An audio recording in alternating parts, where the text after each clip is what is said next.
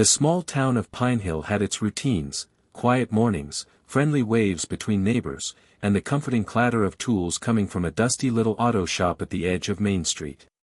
It was owned by Leo Martinez, a 47-year-old mechanic with calloused hands and a heart far softer than he let on. Most folks in town knew Leo as a man of few words but solid character. If your car broke down, he'd fix it before you even finished your coffee. But very few knew the pain he carried. His own daughter, Emma, had once dreamed of dancing. A car accident, just blocks from their home, had taken that dream and left her in a wheelchair at only 12 years old. That was years ago, and she was now grown and gone, living her life the best she could. But Leo never forgot how helpless he had felt, watching her cry night after night, not because of the pain, but because of everything she couldn't do anymore. So when he heard the metallic clang of a walker outside his shop and looked up to see a little girl struggling to make her way across the gravel, something in his heart clenched. "Excuse me, sir," the girl said, her voice tiny but firm. "Is this the place that fixes things?" Leo stepped forward, wiping his hands on a grease-stained rag. "We fix cars, sweetheart." "What's broken?" The girl hesitated, glancing behind her at a woman, likely her mother, who waited by a faded blue van. "My legs don't work right," she said. "But Mama says sometimes people fix things doctors can't." Leo looked down and saw the girl's braces, heavy metal ones that strapped her legs like cold shackles. The kind he remembered from years ago. His breath caught. "What's your name?" he asked, crouching to her eye level. "Hope," she smiled, and Leo felt something stir. Maybe fate had wheels after all. Her mother, Marissa, walked over apologetically.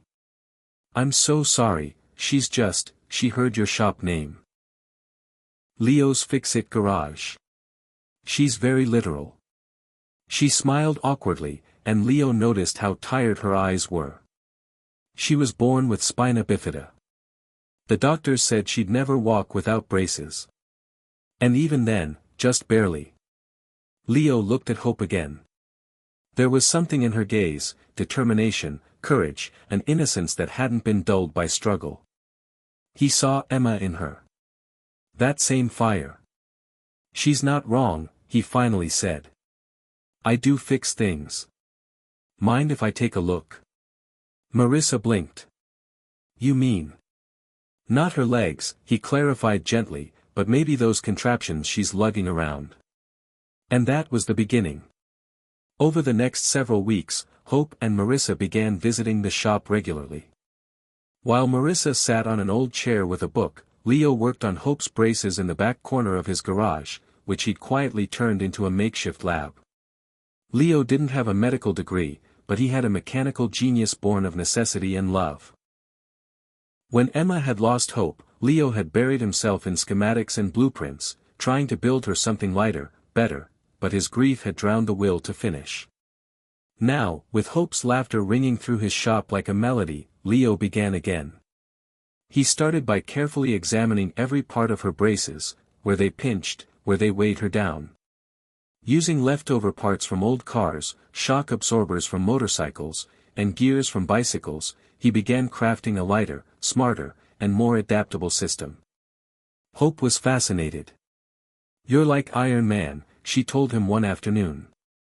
Leo chuckled. "More like Rust Man, but I'll take it." The townspeople noticed the change in Leo. The gruff mechanic who rarely spoke now whistled while he worked. Some customers even peeked into the back, surprised to see a little girl balancing with robotic supports, her laughter echoing off the walls. Word spread. Donations quietly rolled in, scrap metal, wires, small tools. Even the local high school's robotics team offered to help. But not everyone understood. One day, a doctor from the city hospital came by, having heard about the garage experiments. "This isn't safe," he told Marissa while Leo worked nearby. "These contraptions aren't FDA approved. You're putting her at risk." "She's not putting Hope at risk," Leo interrupted, standing up. "She's giving her a chance. Something you all gave up on." The doctor bristled. She could get hurt. She's already hurting, Leo said quietly. Carrying around 5 pounds of steel every day is hurting her. Watching other kids run is hurting her. So don't talk to me about pain unless you're trying to fix it. That night, Marissa cried in her car.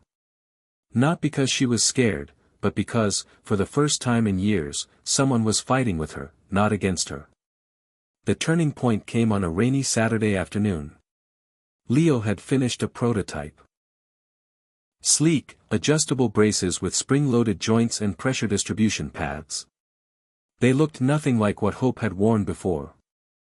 They looked like freedom. He gently strapped them onto her legs. "You ready?" he asked. Hope nodded. "Always." She took one shaky step. Then another. Her mother gasped, hands trembling over her mouth. Hope took 3 more steps before falling, right into Leo's arms. She laughed through her tears. "Did you see that? I walked." Marissa was sobbing. Leo blinked hard, pretending it was just sweat in his eyes.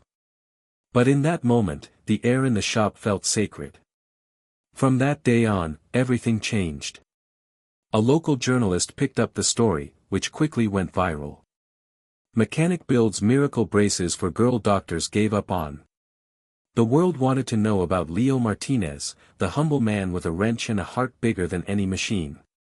Within weeks, universities contacted him, offering to partner on affordable mobility solutions. Non-profits offered grants.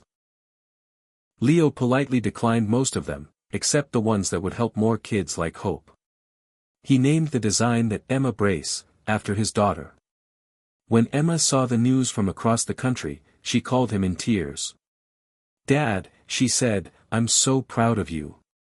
"I'm sorry I couldn't finish it back then," he said, his voice cracking. "You just did," she replied softly. "For both of us." Hope now walks short distances unaided. She still uses a walker sometimes, but her confidence has skyrocketed. She dreams of being an inventor, like Mr. Leo, she says proudly. As for Leo, he's turned the back of his garage into a full-time lab. Volunteers come in weekly. Kids with disabilities visit from nearby towns. And Leo makes each of them feel seen, believed in. He doesn't see what's broken. He sees what's possible. And sometimes, in the quiet hours of the evening, when the tools are resting and the sun sets over Pine Hill, Leo looks at the small footprints left by Hope on his workshop floor. And smiles. Because in a world obsessed with miracles, sometimes all it takes is an old mechanic, a little hope, and the courage to fix what everyone else gave up on. The end.